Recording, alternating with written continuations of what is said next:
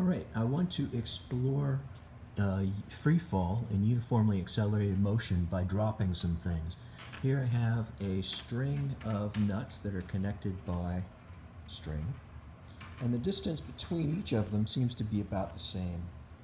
If I take this and I'm going to drop this, and I want you to try to notice whether or not the interval between each hit is roughly the same or not. So I'm going to drop these. Listen carefully. Well, what do you think?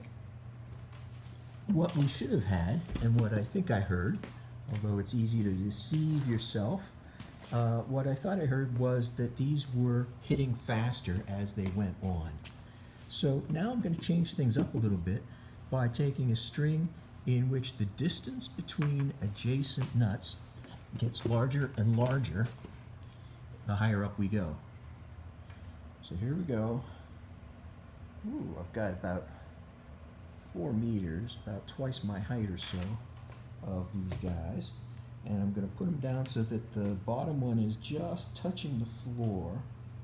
And you'll have to listen very closely again. That was just about the same amount of time for each one. Now, it's hard to hear.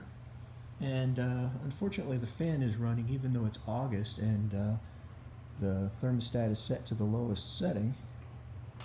So I'm going to take a bunch of cymbals and do the same thing.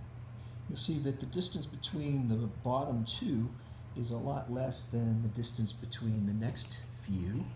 And in fact, the distance increases the further up we go.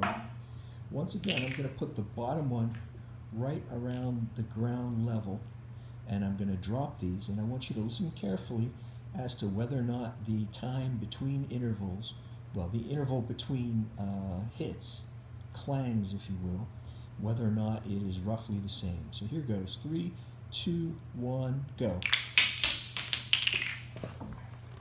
Well, a little bit of bouncing on the last one. The equation that we have right here is the one on the blackboard.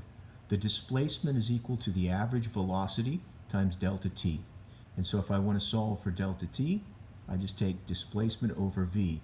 If v is increasing and delta x is the same, then the intervals will become less and less.